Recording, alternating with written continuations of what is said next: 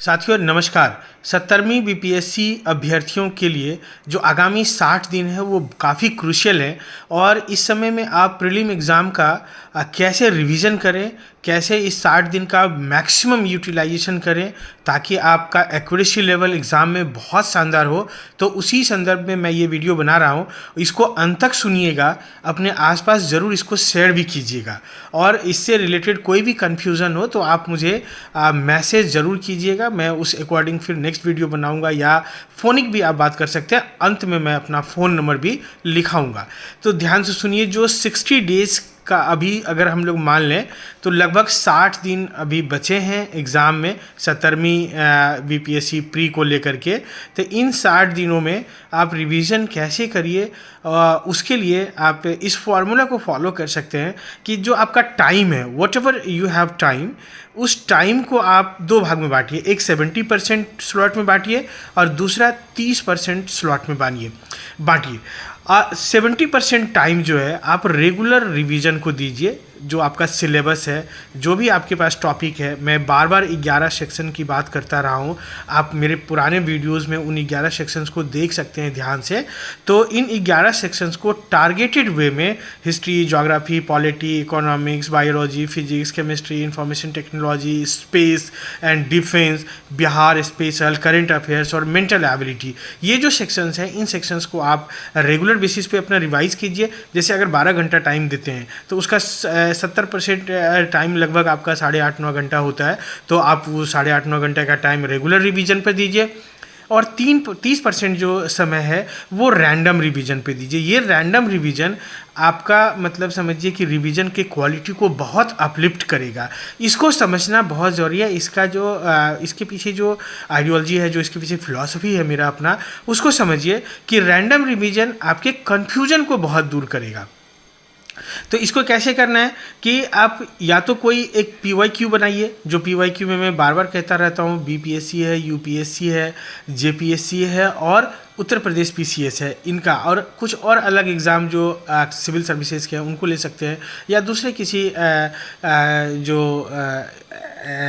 जो civil services के दूसरे एग्ज़ाम हैं UPSC कंडक्ट करती हो, जैसे CAPF का है, तो उनके क्वेश्चंस को भी आप देख सकते हैं एक नज़र अपने सिलेबस के अकॉर्डिंग। तो अगर मान लीजिए आप PYQ बना रहे हैं या कोई एक स्टैंडर्ड सेट आप बना रहे हैं, यूजुअली मैं सेट और टेस्ट को बहुत ऑथेंटिक नहीं मानता हूँ क्योंकि वो एट पार नहीं होते हैं, फिर भी अगर आप बना रहे हैं तो अगर उसमें क्या होगा कि क्वेश्चंस होंगे, सपोज कि 1 number, 2 number, 3 number, 4 number, 5 number, 6, 7 ऐसे करके n नंबर तक क्वेश्चंस होंगे लास्ट तक।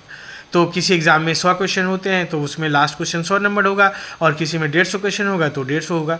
अब आप मान लीजिए पहला नंबर क्वेश्चन बनाए और इसको आपने बहुत बोल्डली सही बनाया तो वेल एंड गुड, कुछ प्रॉब्लम नहीं है।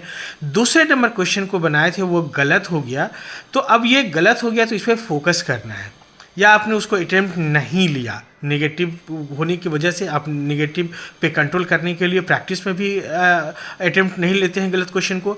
अब आप देखना है कि ये 2 नंबर क्वेश्चन जो है किस चैप्टर को बिलोंग करता है, किस मतलब सब्जेक्ट को बिलोंग करता है। तो सपोज कीजिए कि ये 2 नंबर क्वेश्चन आपका ज्योग्राफी से बिलोंग करता है।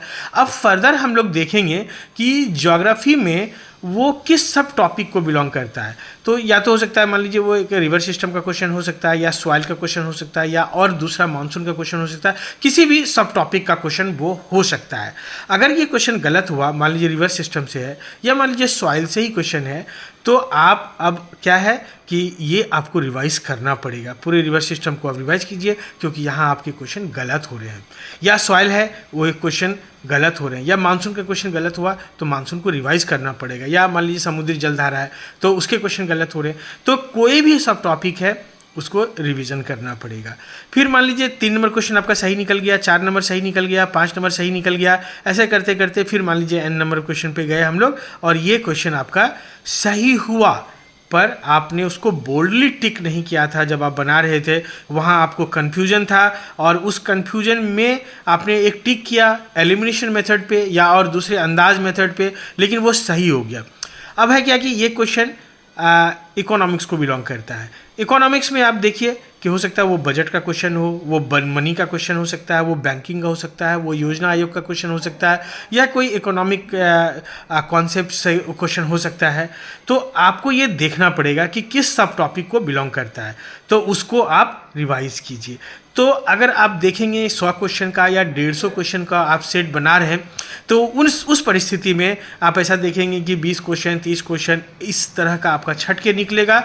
और जब छट के निकलेगा उनको जब आप रैंडम रिवाइज करेंगे तो वो आपको एक अलग तरह का बोल्डनेस देगा, क्योंकि ये रैंडम है और इसमें आपके सभी सब्जेक्ट, जो 11 सब्जेक्ट की मैं बात कर रहा हूँ, वो एक रैंडम यहाँ पे मतलब कवर अप होगा। और जब रैंडम कवर अप होगा तो आपका जो ये तैयारी कह सकते हैं या रिवीजन का क्वालिटी है वो बहुत अपलिफ्ट हो जाएगा। एग्ज़ाम में इसका आपको बहुत बड़ा फ़ायदा मिलेगा। तो दोस्तों, रिवीजन को लेकर के आज मैं इतना ही, और अंत में मैं अपना फ़ोन नंबर आपको बोल देता हूँ 6206692145। टाइम आप ध्यान रखिएगा, 6 बजे से लेकर 9 बजे रात तक आप कॉल कर सकते हैं और अपने किसी भी कन्फ्यूजन को दूर कर सकते हैं। All the best.